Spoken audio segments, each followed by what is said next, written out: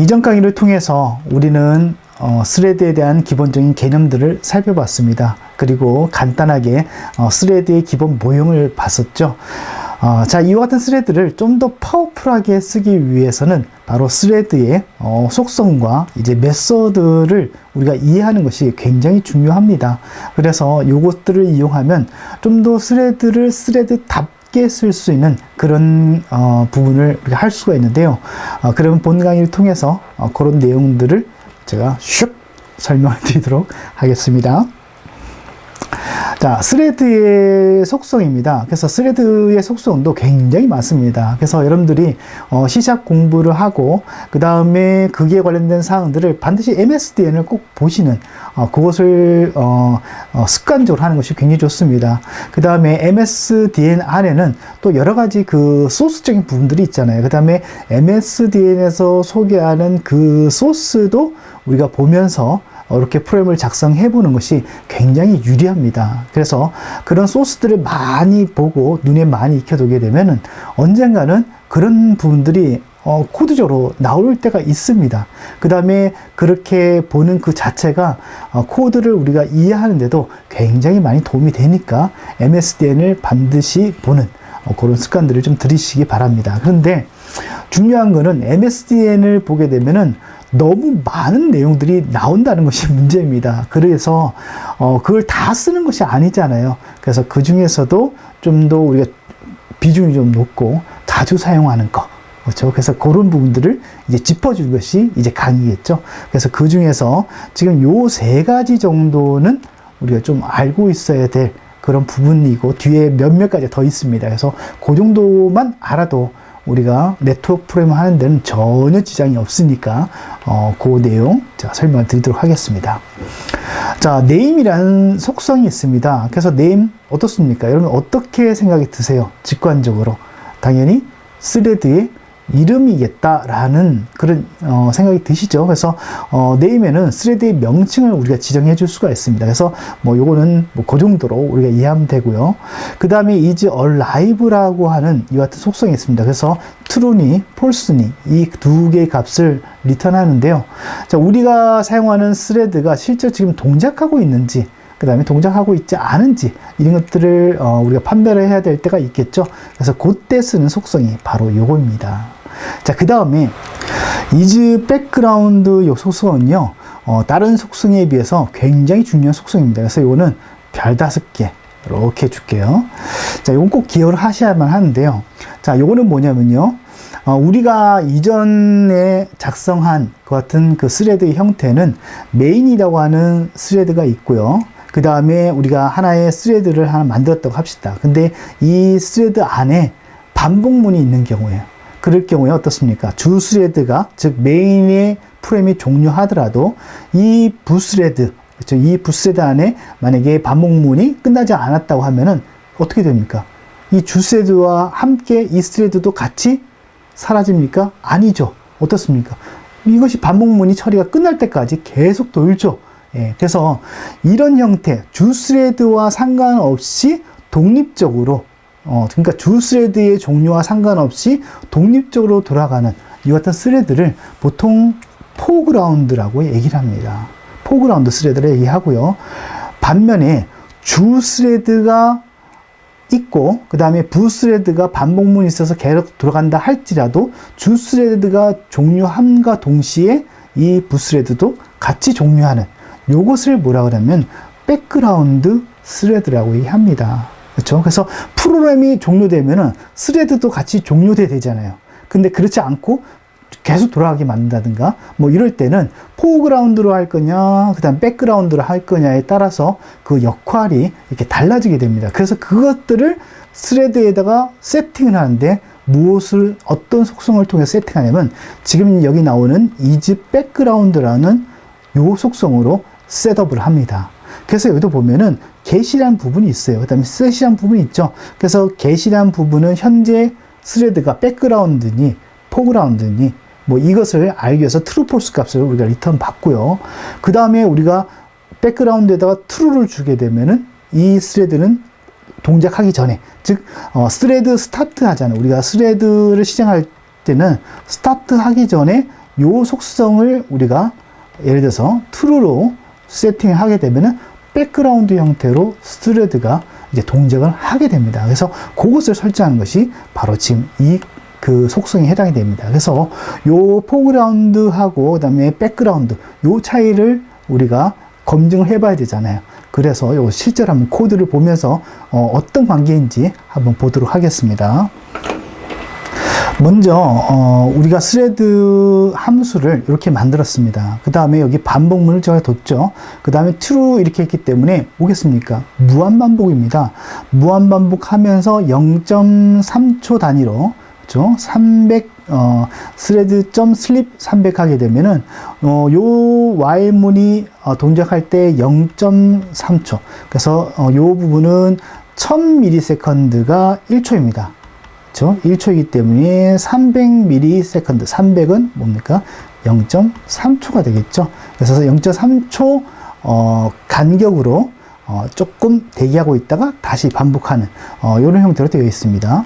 자, 메인이 있고요. 그 다음에 through에서 thread 그대로 해놨습니다. 스타트 했습니다.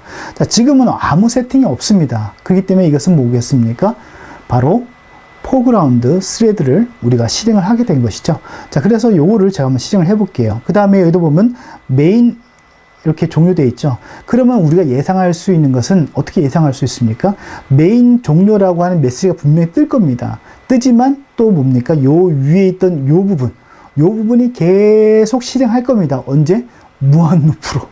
그렇죠? 그래서 그거에 대한 결과를 이제 보게 될 거예요. 제가 한번 실행을 한번 해볼게요. 자, 메인이 분명히 여기 보니까 분명히 메인이 종료되어 있습니다. 하지만 그 이후에도 계속 어떻습니까? 부스레드가, 그렇죠? 서브스레드가 계속 실행을 하고 있죠. 그래서 이것은 포그라운드 스레드로 설정이 되어 있기 때문입니다. 이걸 봤고요. 자, 그 다음에 제가 한번 이걸 백그라운드로 만들어 볼게요. 백그라운드는 여기서 th 해서 is 백그라운드 있죠. 여기다가 true를 자, 이와 같이 명시했습니다. 간단하죠. 자, 이렇게 해놓고 제가 실행을 해볼게요. 자, 어떻습니까? 다르죠? 이건 어떻습니까? 메인 종료를 바로 해버리죠. 왜? 스레드를 실행하려고 하니까 메인이 스레드를 시작하는데 뭐 바로 실행하면 좋겠지만 조금 시간 차이가 걸리잖아요. 그 시간에 뭐가 끝난 겁니까? 메인이 끝나버린 거예요. 그러니까 메인이 끝나니까 어떻습니까? 주스레드가 종료됐기 때문에 당연히 부스레드는 주스레드의 하위에 있는 개념이죠. 그러니까 종료를 해버립니다. 즉 시행도 못하고 종료하는 그런 결과를 우리가 볼 수 있게 된 것이죠. 예, 그래서 이것이 바로 백그라운드와 그 다음에 그 백그라운드 스레드일 때, 그 다음에 포그라운드 스레드일 때의 차이점이라고 볼 수가 있습니다. 자, 그 다음에 요거 굉장히 중요합니다. 요거요. 커런트 스레드, 그렇죠?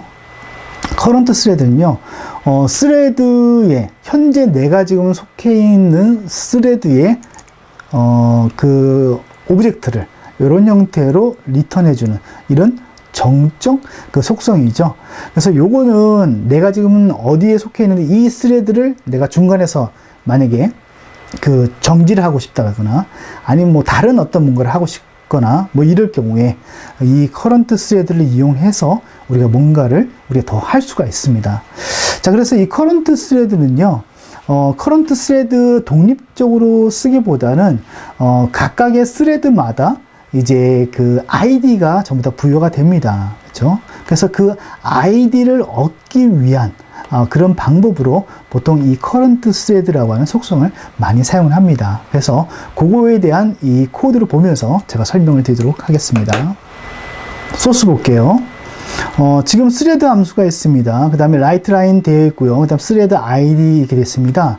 그래서 스레드.current 스레드를 속성을 쓸 수 있는 것은 커런트 스레드 자체가 정적 속성이기 때문에 바로 쓸 수 있는 것이죠. 그 다음에 여기 보통 커런트 스레드 자체만으로 쓰기보다는 거기에 있는 메서드 중에서 get hash 코드라는 것이 있습니다. 그래서 이것은 스레드에 독립된 아이디를 이 코드를 이 메소드를 통해서 우리가 받을 수가 있어요.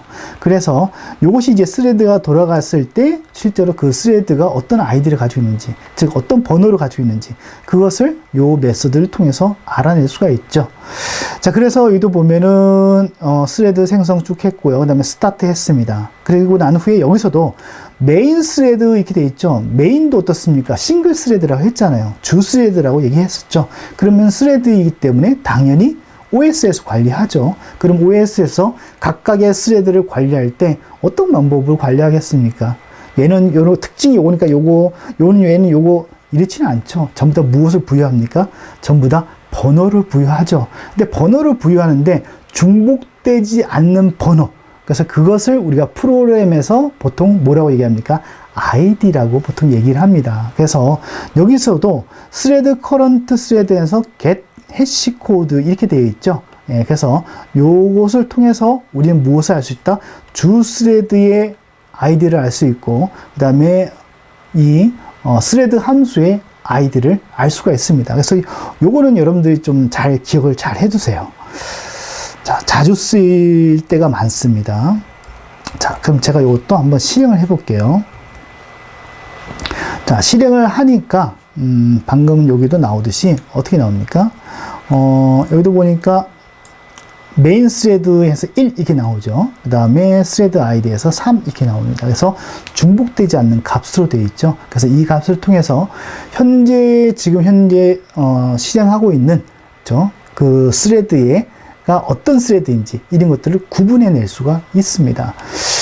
이런 부분들은 이렇게도 응용해 볼 수 있겠죠. 여러 개의 스레드를 만약에 리스트 안에 쭉 넣어놨습니다. 저 리스트 안에 쭉 넣어놓고 내가 어떤 그 스레드를 하나 뽑고 싶은 거예요. 근데 뽑고 싶은데 뭔가 비교를 할 수 있는 뭔가 있어야 되잖아요. 그렇죠? 그때 아이디를 이용할 수 있겠죠. 그래서 그 아이디를 쭉 조사를 한다거나 또는 그 아이디가 하나의 인덱스 역할을 해서 그것을 이제 탁 뽑아내는 뭐 이런 것들도 이제 한번 활용해 볼 수가 있을 겁니다. 그래서 그런 거를 할 때 주로 많이 사용되는 그런 그 속성과 그다음 메소드가 바로 지금 소개드린 요 내용입니다. 그래서 이건 잘 기억을 해 두시는 것이 좋습니다.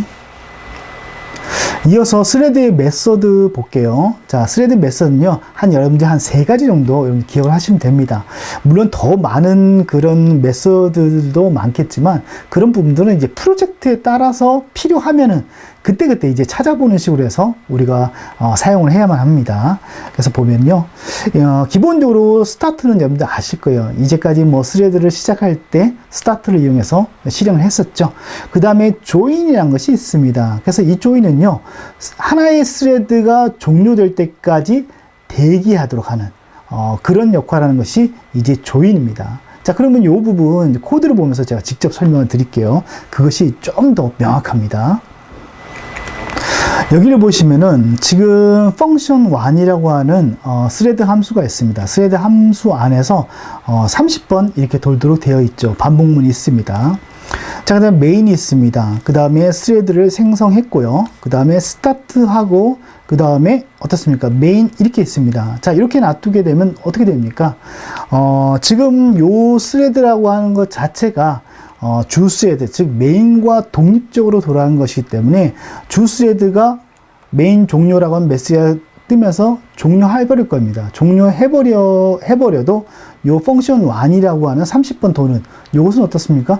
계속 실행을 하겠죠. 예, 프로그램과 이 메인과 상관없이. 자, 그래서 요거는 우리가 이미 그 예상을 할 수 있는 건데요. 자, 한번 실행 한번 해볼게요. 확인을 위해서. 자, 어떻습니까? 메인이 있고요. 계속 이제 실행을 하죠. 실행을 하면서 쭉 진행한 것을 확인을 해 볼 수가 있습니다. 예, 메인은 분명히 종료했음에도 불구하고요. 자, 그런데 요것이 백그라운드가 아닙니다. 저 백그라운드가 아님에도 불구하고 여기다가 이 조인을 이렇게 명시를 하게 되면은 이 조인이 된 요 메소드, 이 스레드가 종료될 때까지 대기 상태로 있습니다. 즉 뭡니까? 이 메인 종료란 메시지가 뜨지를 않는다는 얘기예요. 왜? 이 조인이라고 그 호출한 이 스레드가 아직 안 끝났기 때문에. 자, 그래서 제가 요걸 한번 실행을 해볼게요. 실행을 하니까 어떻습니까? 메인 종류가 아직 안 떴죠. 그 다음 30되고 하니까 어떻습니까? 딱! 그렇죠. 0에서부터 29에서 30분 도니까 마지막에 메인 종류가 나오죠. 자, 이것을 통해서 알 수 있는 것은, 조인을 쓰게 되면은, 대기하도록 만드는구나. 그쵸? 그 다음에, 어보트라고 하는 요 함수가 있습니다. 요거는 굉장히 중요합니다. 그래서 별 5개. 자, 이 함수는요, 현재의 스레드를 중지하는 역할을 하는 것이 바로 이 함수의 역할입니다. 그래서 요것은 어떻게 사용되냐면요. 자, 현재 스레드를 중지하기 위해서는 현재 스레드 안에서 무엇을 알아야만 합니까? 현재 자기 자신의 스레드에 대한 오브젝트를 알아야 되겠죠. 즉, 객체를 알아야 되겠죠. 그래서 앞에서 했던 요거, 커런트 스레드, 요거 뭡니까? 정적이죠. 정적 속성입니다. 그래서 요 정적 속성을 이용을 해가지고 자기 자신의 스레드를 알아낼 수 있고 그 스레드의 메서드이기 때문에 어보트를 이용해서 호출을 하게 되면 그 스레드 안에서 자기 자신을 어떻게 할 수 있다? 중지시킬 수 있다는 것이죠. 예. 자, 주 스레드와 그 다음에 부 스레드가 있는데 주 스레드가 돌아갑니다. 그렇죠? 메인이 쭉 돌아가 있습니다. 그 다음에 이 서브 스레드도 돌아가고 있어요. 돌아가다가 어느 순간에 스스로 종료해야 될 때도 있겠죠. 그럴 때 무엇을 씁니까?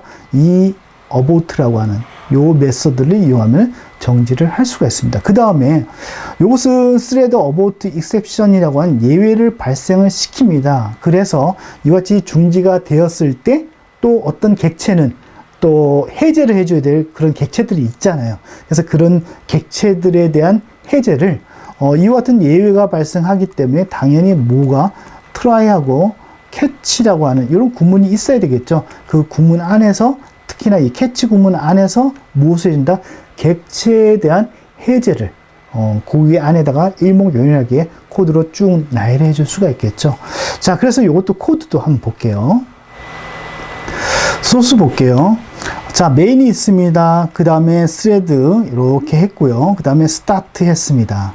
그 다음에 현재 이 부분까지도 메인에 대한 그 스레드에 대한 아이디 이렇게 출력하도록 했고요. 그 다음 메인 종료하게 되면 메인 종료한다라고 하는 이와 같은 메시지를 띄우도록 이렇게 프로그램을 작성했습니다.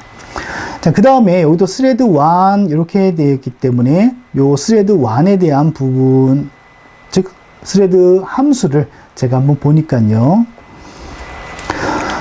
스레드 1에서도 실행할 때 아까 우리 앞에서 봤던 current thread get hash 코드를 통해서 그 스레드의 아이디를 출력할 수 있도록 이렇게 했습니다. 그래서 현재 스레드가 어떤 스레드인지 그 정보를 출력하도록 했고요. 자, 근데 요거 보세요. 자, 스레드 안에서 또 스레드가 있습니다. 저 요거 가능합니까? 가능하죠. 그래서 스레드 안에서 또 스레드를 또 실행할 수가 있습니다. 자, 요거는 굉장히 중요한데요. 나중에 이것은 우리가 네트워크 프로그램 할 때, 폼 프로그램 할 때, 요런 형태가 이제 사용이 됩니다. 그래서 스레드가 실행됨에도 불구하고 그 스레드 안에서 또 다른 스레드. 어차피 스레드와 스레드는 독립적이잖아요. 그렇죠? 단지 우리가 코드를 나열할 때 어떻게 속해 있는 것 같이 나열하지만 사실은 이 자체는 어떻습니까? 독립적으로 OS의 관할 아래서 실행이 되도록 되어 있습니다. 자, 그래서 스타트 했습니다. 그 다음에 4에서 반복문 들어가고요. 그 다음에 여기도 보니까 i는 10에서 10씩 뛰도록 이렇게 했죠. 그 다음에 슬립 2에 됐습니다. 200씩 해서 0.2초 간격으로 이렇게 조금 차이를 두도록 했습니다.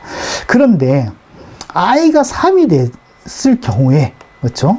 바로 어떻습니까? 종료하도록 했죠. 그러니까 종료하려고 하면은 어떻게 뭐 독립적으로 도는데 이것을 만약에 메인에서 이것을 종료하지 않는다고 하면은 이게 종료할 수가 없잖아요. 예를 들어서 지금 메인도 어떻습니까? 지금 종료해버리고 있는 상태이죠. 해버리고 있는 상태이기 때문에 여기 안이 스레드가 돌 때 몇 초 후에 종료해라 이런 부분들을 여기에서 정확히 잡아서 하기가 상당히 힘이 듭니다. 하지만 이 스레드 안에서 자기 자신에 대한 처리를 다 하고 있죠. 다 하고 그 조건에 맞았을 때 종료하도록 한다고 하면은 굉장히 좀 정확하겠죠. 네, 그래서 여기도 보면 i는 3이 되었을 때 이것이 바로 뭡니까? 이 스레드 1에 대한 자기 자신이 스스로가 종료하기 위한 조건이죠. 그래서 자기가 3이 된다고 하면은 스스로 종료해라 라고 이렇게 명시를 했습니다. 명시를 했고요. 자, 그 다음에 또 한 가지. 지금 현재 스레드 1하고 지금 스레드 2를 봤을 때 스레드 1도 부스레드요. 그 다음에 스레드 2도 부스레드입니다. 하지만 독립적으로 좀 다 실행을 하고 있습니다. 스레드 1이 종료된다고 할지라도 어떻습니까? 스레드 2가 종료될까요? 아니죠. 왜? 전부 다 포그라운드로 돌아가기 때문입니다. 자, 그 다음에 스레드 2도 보니까요. 스레드 2도 이렇게 자기 자신에 대한 아이디와 이런 정보들을 출력하도록 되어 있고 이것도 0.2초입니다. 하지만 또 10번 들어가죠. 하기 때문에 스레드 1보다도 스레드 2가 더 오랫동안 이렇게 그 실행을 할 겁니다.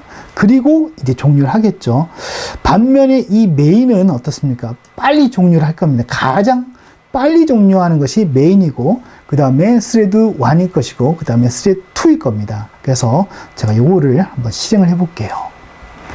실행을 하니까요. 자, 이렇게 결과가 뜹니다. 그래서 요거를 제가 확인해 볼게요. 여기 보시게 되면은 메인 스레드 1 이렇게 되어 있습니다. 그래서 바로 종료하죠. 그래서 스레드 1이 실행되고 메인 스레드 1이 실행되자마자 어떻습니까? 종료를 바로 하죠. 자, 그 다음에 스레드 1이 실행됐습니다. 그 다음에 스레드 2가 실행됐죠. 그래서 스레드 1은 10, 결과가 10, 20, 30 이렇게 나오죠. 그래서 제일 처음에 0이 나오고요. 그 다음에 10, 그 다음에 20, 30이 되는 순간 스레드 1은 어떻습니까? 종료하죠. 바로 종료합니다. 왜? 0, 1, 2, 3이 됐을 때 우리가 종료하도록 어보트라고 하는 그와 같은 그 함수를 호출했기 때문에 종료하죠. 하지만 스레드 2는 어떻습니까? 독립적으로 계속 진행하죠. 그래서 스레드 2 보니까 여기가 0, 1, 그 다음에 2, 3, 스레드 1이 종료했음에도 불구하고 4, 5, 6, 7, 8, 9 해서 10번을 반복을 합니다. 그리고 종료를 하죠.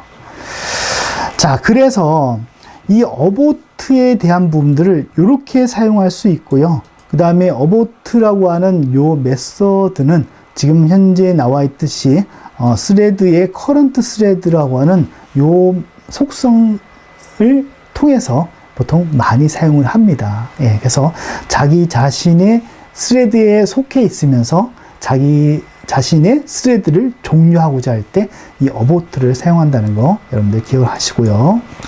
자, 그 다음에 여러분들이 MSDN을 찾아보시게 되면요, 리즘하고 되면 서스펜드라고 하는 것이 있습니다. 그래서 요것은 잠시 정지하고 다시 실행하고 이런 함수인데요. 요것은 .NET 2.0 버전 이후부터는 사용하지 않고 그 다음에 릴리즈 버전, 그 이후의 릴리즈 버전부터는 아예 제거가 됐습니다.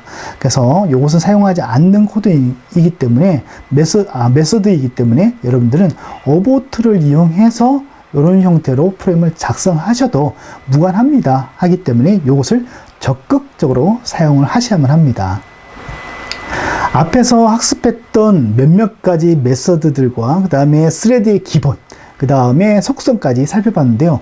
요것만을 이용해서 이제 윈도우 네트워크 프레임, 우리는 이전 강의에서 1대1로 붙는 윈도우 네트워크 프레임을 작성해 봤었죠. 그것을 1대4로 한번 바꿔보도록 하겠습니다. 그래서 우리가 생각할 때는 네트워크 프레임 하면은 막 복잡할 것 같이 생각하지만 사실 그렇지 않습니다. 그 기본 뼈대는요, 우리가 이때까지 해왔던 그 내용을 기본적으로 하고요. 그 다음에 필요한 그런 기능들이 조금씩 추가되고 덧대어서 나중에 파워풀한 어떤 그런 기능들을 하는 것이지, 처음부터 어떤 여러 가지 기능들을 한꺼번에 넣어서 한꺼번에 이렇게 만드는 경우는 상당히 좀 드뭅니다. 그래서 그 기본 뼈대를 아는 것은 굉장히 중요합니다.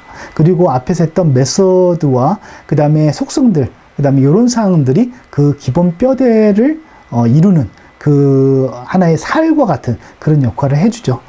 자, 그러면은 네트워크 프로그래밍의 스레드를 어떻게 적용하는지 그 사항들을 같이 한번 생각해 보겠습니다. 스레드의 적용을 서버에서 찾아보도록 하겠습니다. 자, 서버에서 찾는 이유는요, 뭐 여러 가지가 있겠지만, 서버는 어떻습니까? 클라이언트의 연결 요구에 계속적으로 어떻습니까? 반응을 해줘야 되겠죠. 그 다음에 서버에서 보내주는 데이터를 어떻습니까? 계속 받아서 다시 클라이언트 쪽으로 보내줘야 되겠죠. 자, 이런 부분들이 이제 실제로 스레드가 필요한 부분입니다. 그래서 그 부분을 한번 찾아볼 건데요. 자, 그러면 여기에 나오는 요 그림, 여러분들 기억나십니까? 바로 2강에서 TCP 클라이언트와 그 다음에 TCP 리스너를 설명드릴 때 썼던 그런 내용들인데요. 자, 그래서 보면요. 자, 서버가 있습니다. 그 다음에 서버와 클라이언트를 구분하는 그와 같은 부분은 바로 TCP 리스너가 있고 없고에 따라서 서버가 될 수도 있고 클라이언트가 될 수 있고 그렇게 된다고 제가 말씀드렸었죠. 자, TCP 리스너의 역할은 어떤 역할을 합니까? 바로 클라이언트의 연결을 수락해주는 그 대기 상태를 만들어주거나 또는 수락해주고 또는 어떻습니까? 서로 데이터를 주고받을 수 있는 TCP 클라이언트라는 객체를 계속 생성을 해주죠. 그래서 이렇게 한번 그림을 그려봤는데요. 예를 들어서 TCP 클라이언트가 지금 이런 TCP 클라이언트가 10개가 서버로 접속했습니다. 자, 이렇게 하게 되면 서버는 TCP 클라이언트가 몇 개 생성돼야 됩니까? 당연히 10개가 생성돼야 되겠죠. 왜 그렇습니까? TCP라고 하는 이 방식은 1대1로 붙죠. 그렇죠? 1대1로 붙습니다. 하지만 TCP 리스너는 하나이죠. 요것은 하나요. TCP 클라이언트 요거는 클라이언트 개수만큼 이것이 생성되어서 서로 간에 연결 상태에서 데이터를 주고받는, 그래서 TCP를 연결성이라고 얘기를 하죠. 그래서 그런 식으로 이렇게 그 구조가 잡혀져 있습니다. 자, 여기서 이제 스레드의 대상을 한번 볼 텐데요. 지금 TCP 리스너 같은 경우는 클라이언트 요구를 계속 받아서 TCP 클라이언트 요구를 계속 생성을 해야 되겠죠. 그래서 이 TCP 리스너는 이 TCP 클라이언트를 생성하는, 그 다음에 연결 수락을 또 하기 위해서 대기하는 그 상태를 어떻게 됩니까? 계속적으로 반복해야 되겠죠. 근데 이 반복하는 것이 만약에 스레드를 사용하지 않는다고 하면은 어떻게 되겠습니까? 윈도우 폼에서 버튼을 누른가, 즉 서버 시작이라고 하는 버튼을 누른가 동시에 딱 정지 상태가 있겠죠. 언제 풀리겠습니까? 클라이언트가 접속할 때 잠시 풀렸다가 다시 어떻습니까? 대기 상태 들어간다든가 뭐 이런 식으로 이제 될 겁니다. 만약에 그 부분을 무한 루프로 돌린다고 하면요. 자, 그런 식으로 하게 되면 윈도우라고 하는 프로그램의 그 기능이 윈도우 프로그램이라고 하는 그 부분을 우리가 제대로 쓸 수가 없겠죠. 그렇기 때문에 이 부분을 어떻게 한다? 스레드로 만들어 줌으로 통해서 계속적으로 클라이언트 요구를 받아서 이 TCP 클라이언트를 계속 생성해주는 이 부분은 윈도우 폼하고 별도로 돌아갈 수 있도록 이렇게 분리를 해주는 것이죠. 그래서 그렇게 하기 위해서 여기에 뭐가 사용된다? 스레드가 사용이 됩니다. 그 다음에 또 하나는 뭡니까? TCP 클라이언트가 연결이 됐어요. 생성을 해서 연결이 됐어요. 연결이 되면은 이제 무엇을 주고받고 그러니까 바로 데이터를 주고받고 하잖아요. 주고받는데 클라이언트 쪽에서는 사용자가 버튼을 누르겠지만 서버는 어떻습니까?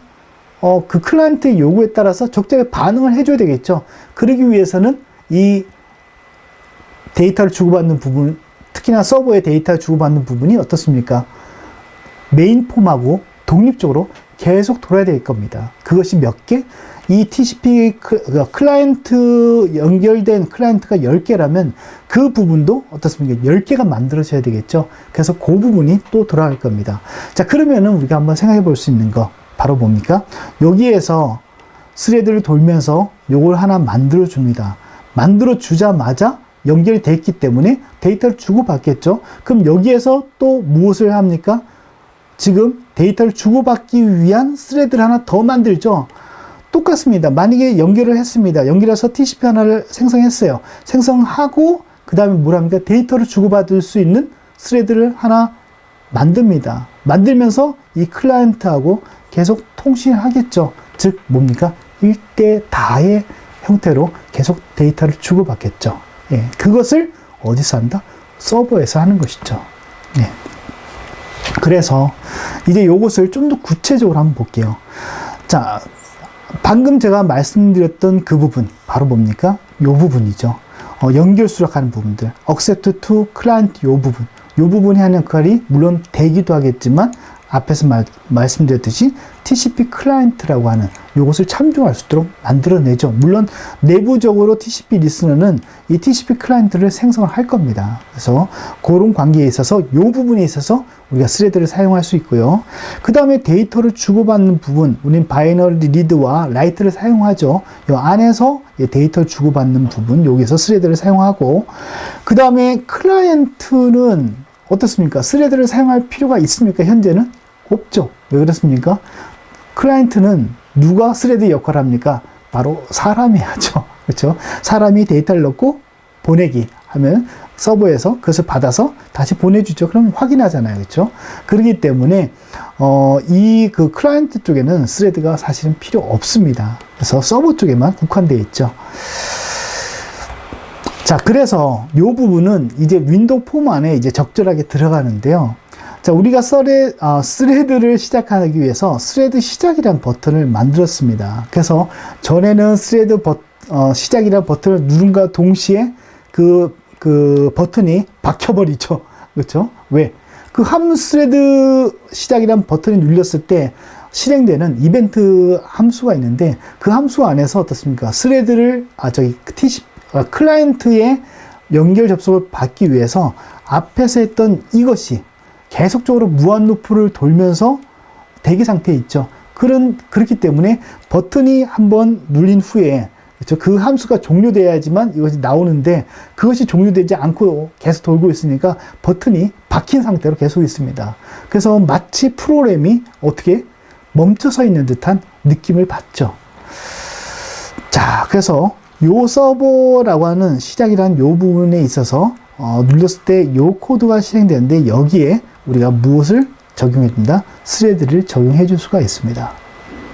자, 그 다음에 TCP 클라이언트에서 이제 1대 다 구조가 됩니다. 그래서 이렇게 된 것이요. 이렇게 접속해서 하게 되면 이렇게 해서 이렇게 하고, 앞에서는 그냥 그 IP 리스트 1대 1이었기 때문에 요거 하나 이렇게 띄웠습니다. 근데 지금 같은 경우는 여러 개의 그 IP 주소를 이제 출력하기 위해서 요거 리스트 박스를 제가 이렇게 설정을 했습니다. 그래서 리스트 박스에다가 접속되는 그 아이디를 계속적으로 추가해서 툭툭툭 달 수 있도록 이렇게 요 하나의 컨트롤을 더 추가를 했습니다. 그래서 여러분들도 요 부분만 더 추가를 하셔서 프로그램을 작성을 하시면 됩니다. 서버 스레드의 구조를 정리를 해보겠습니다. 자, 서버가 있고요. 그 다음에 클라이언트 요청 대기를 할 겁니다. 그쵸? 그 다음에 이 부분이 계속적으로 클라이언트의 그 연결 요청을 받아야 되기 때문에 이 부분이 계속 스레드를 돌 겁니다. 그 다음에 폼하고는 전혀 상관없이 스레드를 계속 돌죠. 자, 그 다음에 클라이언트의 연결 요청이 쭉 요구됩니다. 연결되죠. 연결되면은 이 연결 요청을 대기하면서 무엇을 생성합니까? 바로 TCP 클라이언트를 생성합니다. 자, TCP 클라이언트를 생성함과 동시에 그 다음에 리드 라이트를 하기 위해서는 리드 라이트에 관련된 객체를 생성해야 되겠죠. 그래서 이것과 이것이 독립적으로 서로 물고 들어갑니다. 서로 독립적으로 연결되죠.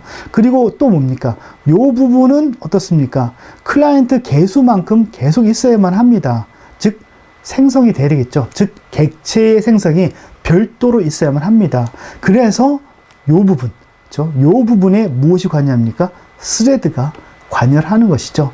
그래서 TCP 클라이언트가 만들어지고 그 다음에 클라이언트와 연결이 됐다. 그러면 여기에서 무엇을 합니까? 리드 라이트 할 수 있는, 즉 그 부분이 있는 무엇을? 클래스를 만드는 거죠. 그렇죠? 여기서 함수를 만들면 안 됩니다. 왜 함수를 만들면 안 됩니까? 물론 함수도 물론 가능은 하겠지만 그거보다는 조금 더 안전한 객체를 만들 수가 있는데요. 객체는 어떻습니까? 완전히 분리되죠. 그렇죠? 같은 그 클래스라고 하더라도 서로 다른 데이터를 분리해서 가지고 있기 때문에 여기에서 객체를 생성해서 객체 안에서 리드 라이트 할 수 있는 요 부분을 무엇으로 걸어준다? 바로 스레드로 걸어주는 거죠. 그러면은 요 리드 라이트 하는 부분하고 요 리드 라이트 하는 부분이 서로 연결된 상태에서 어때요? 독립적으로 돌아가고, 그 다음에 대기는 대기대로 돌아가고, 대기는 계속하면서 TCP 클라이언트를 생성하고, 그 다음에 연결할 수 있는 얘를 생성해서 또 연결하고, 리드 라이트 할 수 있는 객체를 생성해서 또 연결하고, 이런 식으로 해서 계속 늘려가는 것이죠. 그래서 그런 부분이 계속 스레드를 돌려야 할 겁니다. 그 다음에 리드 라이트가 끝나는 때는 언제입니까? 바로 클라이언트의, 그죠? 요 접속이 종료됐을 때죠. 그래서 종료되는지를 확인한 후에 종료되었을 때 이 리드 라이트에 대한 요 부분 스레드를 자기 자신이 어떻습니까? 중지를 시키는 것이죠. 그 안에서. 그죠? 중지를 하고, 그 다음에 객체를 해제를 시켜버리는 것이죠. 예. 자, 그래서 요 구조는 이렇게도 한번 요약을 해볼 수 있습니다. 자, 리스너웨어라고 하는 스레드가 계속 돌아가면서 또 그 메서드 안에서 억셉트가 됐을 때, 받아졌을 때, TCP 클라이언트와 함께 그 다음에 리드 라이트 할 수 있는 스레드, 그를 생성하는 거죠. 생성하고, 그 다음에 억셉트 되면 생성하고, 억셉트 되면 생성하고, 이곳에 어떻습니까? 독립적으로 다 이런 식으로 돌아가는 것이죠. 예, 그래서 이런 식으로 한번 구조를 생각해 볼 수가 있는데요. 여러 가지 얘기가 나오는데, 일단 코드를 보면서 그 설명을 드리도록 하겠습니다. 소스 볼게요. 자, 앞에서 했던 폼에 리스트 박스 하나 추가된 것 외에는 다 똑같습니다. 자, 이렇게 돼 있고요. 자, 그 다음에 코드 한번 볼게요. 자, 여기 보시게 되면은, 리스너 이렇게 선언을 했고요. 그 다음에 폼이 로드 되게 되면은 우리는 몇몇 가지를 할 수가 있죠. 바로 뭡니까? 리스너를 생성을 해야 되겠죠. 그래서 폼이 로드 될 때, 리스너를 이렇게 생성했습니다. 그 다음에 리스너를 스타트를 시켰고요. 그 다음에 요 부분은 우리가 콘솔에서 했었잖아요. 그렇죠? 그래서 저번 거기에 있는 그 코드를 그대로 이렇게 가져왔습니다. 그래서 그 현재 서버의 IP를 화면에 띄우도록 했고요. 그 다음에 서버 시작 버튼을 누르게 되면 이제 실제로 스레드가 동작하면서 이제 클라이언트의 접속을 계속 받아야 되겠죠. 자, 그래서 버튼 1이 클릭됐을 때 스레드를 돌립니다. 그 다음에 accept 클라이언트를 돌리죠. 그럼 accept 클라이언트라고 하는 요 내용 안에 뭐가 있겠습니까? 당연히 클라이언트의 요구를 받아내놓고, 그 다음에 TCP 클라이언트라는 것을 이제 반환하는 그런 내용들의 코드가 있겠죠. 그래서 그 내용을 한번 쭉 보면요. 자, accept 클라이언트 이렇게 되어 있습니다. 그 다음에 뭘 하고 있습니까? 반복문 돌고 있습니다. 그래서 계속적으로 클라이언트의 그 연결 요청을 계속 받아내고 있죠. 자, accept TCP 클라이언트 하면서 TCP 클라이언트 하네요. 그 다음에 연결이 되었다고 하면은 어떻게 합니까? 그 클라이언트의 어드레스를 이제 리스트 박스에다가 추가를 하도록 이렇게 했습니다. 자, 이렇게 한 후에 또 무엇을 하고 있냐면요. 보세요. 자, 저는 여기 보면은 이제 TCP 클라이언트까지 했기 때문에 에코 서버라고 하는 요런 그 객체를 또 클래스를 생성하도록 했습니다. 그래서 에코 서버가 뭔지를 한번 보면요. 자, 에코 서버 있습니다. 에코 서버는 내용은 없습니다. 그 다음에 여기에 보면은 생성자에서 TCP 클라이언트를 물고 들어갈 수 있도록 이렇게 되어 있고요. 그 다음에 결국은 이겁니다. 바이너리 리드 라이트라고 하는 요 객체를 생성하기 위해서 있습니다. 독립적으로.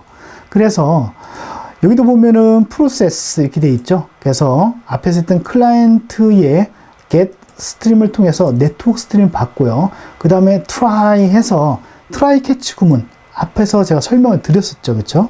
그래서 여기서 뭘 합니까? 이제 우리가 계속적으로 TCP 클라이언트가 연결되었기 때문에 이제 무엇을 하면 됩니까? 데이터를 주고받으면 되죠. 주고받는 부분들을 하기 위해서 그 모듈을 생성하고요. 그 다음에 어떻게 합니까? 반복하죠. 그렇죠. 반복을 합니다. 반복을 계속 하다가 이제 연결이 끊어졌습니다. 또는 어떻습니까? 연결이 뭔가 문제가 있을 때는 분명히 이 소켓 에러가 날 겁니다. 그렇죠? 그래서 소켓 에러가 났을 때 현재의 객체들을 전부 다 싸그리 어떻게 합니까? 중지를 하죠. 그 다음에 지금 나오는 이 프로세스라고 하는 이 부분이 스레드를 돌아가기 때문에 자기 자신을 어떻게 합니까? 중지를 시켜버리죠. 그렇죠? 그래서 지금 에러가 났는데 계속 돌면 안 되잖아요. 그래서 스스로를 중지를 시킵니다. 반면에 또는 어떻습니까? 쓰고 읽으려고 하는데 읽고 쓰고가 안 되는 거예요. 그럼 IO 에러가 나겠죠. 그렇다고 그러면은 뭐 써야 됩니까? 중지를 시켜야 됩니다. 그래서 그때 이런 에러가 발생하는데 거기에서 어떻게 됩니까? 이런 객체에 대한 해제를 해주고 자기 자신에 대한 스레드에 대한 정보를 이렇게 요 부분을 통해서 자기 자신에 대한 스레드를 중지를 시켜버리죠. 외부에서 중지시킨 것이 아니라 스레드 내부에서 자기 자신의 상태를 전부 다 파악해서 스스로가 소멸하게 되는 그런 형태로 되어 있죠. 자, 그래서 요것을 앞에서 했던 여기에서 그래서 여기 보니까 에코 서버를 이렇게 실행을 하고 있고요. 생성해서 실행하고 있고 여기에 보니까 에코 서버의 프로세스 요거를 계속 돌리고 있죠. 그런 다음에 어떻습니까? 백그라운드로 이렇게 실행을 하고 있고 스타트 이렇게 하고 있습니다. 그래서 주 스레드가 그렇죠? 주 스레드가 종료되면은 요 부분도 같이 종료하도록 이렇게 세팅을 했는데요. 아무튼 요 스레드가 계속 돌아갑니다. 계속 돌면서 이제 어떻게 됩니까? 요 스레드 하나를 더 돌리는 스레드 안에서 스레드가 돌아가는 이런 형태로 쭉 이루어지죠. 그래서 보면은 accept는 계속 연결 요청을 받을 것이고 연결 요청을 받았을 때 리드 라이트 할 수 있는 이 부분은 또 독립적으로 돌아갈 것이고 그것이 어떻습니까? 생성해서 또 돌아가고 생성해서 또 돌아가고 또 돌아가고 이런 식으로 해서 쭉 진행을 하겠죠. 예. 그래서 이렇게 프로그램을 작성을 할 수가 있습니다. 자, 그 다음에 쭉 보시게 되면은 만약에 이제 폼 클로즈가 하게 될 때 리스너에 대한 부분들을 이제 스탑해주고 해제해주는 부분들 이렇게 해줄 수가 있겠죠. 자, 그래서 요것을 가지고서 제가 한번 실행을 한번 해볼게요. 자, 서버는 제가 이렇게 실행을 해놨습니다. 그렇죠? 했고요. 돼 있고요.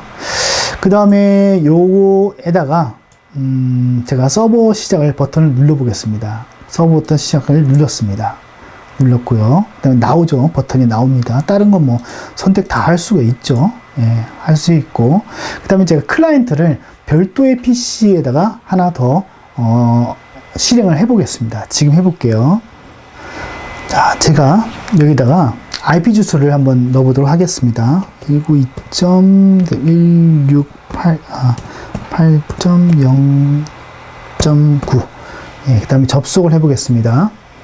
접속을 누르니까 서버 접속 성공 떴고요.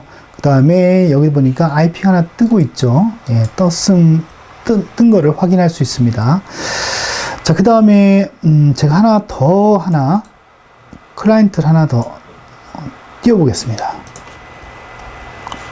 여기서도 클라이언트 하나 더 띄워서요. 자, 여기에서 제가 하나 더 넣어볼게요. 192.168.0.9 해서 접속을 시도했습니다. 자, 접속 성공 뜨죠. 지금 지금 클라이언트가 지금 2개가 연결되어 있다고 볼 수가 있습니다. 자, 여기서 제가 데이터를 하나 보내보겠습니다. 그래서 여기에서 제가 다른 컴퓨터에서요, 12, 그 다음에 3.14, 3.14, 그 다음에, 테스트 1, 이렇게, 테스트 1, 이렇게 해놓고, 제가, 전송 누르니까, 거기에 대한 해답이 바로 왔습니다. 자, 그 다음에 여기서도 제가 해볼게요. 여기다가 100 넣고요. 그 다음에 여기다가 1.2 넣고요. 그 다음에 테스트 해서 2 이렇게 넣습니다. 그 다음에 전송 수신하니까 바로 뜨는 것을 확인할 수가 있습니다. 자, 이렇게 함으로 통해서 우리는 1대 다가 됐습니다. 무엇만 집어넣는데? 스레드만 집어넣는데. 그쵸? 그래서 이 스레드가 이 네트워크 프로그램에서는 굉장히 중요한 역할을 합니다. 사실요. 자, 이렇게 해서 제가 클라이언트를 쭉 종료를 시키고요. 자, 여기까지 해서 우리가 스레드에 대한 코드와 그 다음에 여러 가지 부분들을 살펴봤습니다. 그래서 스레드를 이제 어렵게 생각하면은 무한정 어려워질 수 있는데요. 자, 스레드는 우리가 스레드를 구현하는 것이 아닙니다. 그렇죠? 이미 구현된 그 스레드를 이제 코드로서 이제 실행해 주세요라고 운영체에다가 요구를 하는 것이죠. 그러기 위해서는 우리가 어떤 요구를 할 것인지에 대한, 그 다음에 그 스레드를 통해서 스레드 함수가 실행되는데 그 함수, 그렇죠? 그 부분이 어떤 내용으로 구성될 것인지, 그 부분이 이제 중요한 부분이라고 볼 수 있습니다. 그래서 그 부분을 우리는 네트워크에 적용한 것이고, 또 다른 어떤 프로그램에서 이렇게 독립적으로 메인폼과 독립적으로 돌아가야 되는 부분이 있다고 하면은 그 부분에 이제 그런 스레드를 적절하게 우리가 적용을 해야 되겠죠. 자, 그리고 스레드 하면은 상당히 많은 함수들이 사실은 있지만 본 강의에서 설명드린 그 정도의 내용만으로도 스레드를 구현하고 또 스레드를 적용하는 데는 아무런 지장이 없다는 것까지도 우리가 살펴봤습니다. 그래서 요 내용을 뼈대로 해서 조금씩 여러분들이 프로젝트에 맞게끔 이제 살을 붙이기만 하면은 이제 파워풀한 네트워크 프로그램이 될 수 있겠죠. 그래서 그 부분은 이제 여러분들이 이제 또 하셔야 될 그런 역량에 해당이 되기도 합니다. 자, 그러면은 4강 스레드에 대한 내용은 여기서 마치고요. 또 스레드에서 또 발생되는 또 한 가지 문제점이 있습니다. 그래서 자원을 공유하는 부분인데요. 그 부분은 또 다음 강의, 즉 5강에서 설명을 드리고 이 그 네트워크에 대한 모든 강의를 마치고자 합니다. 자, 그러면 전 다음 강의에서 여러분들과 만나 뵙도록 하겠습니다.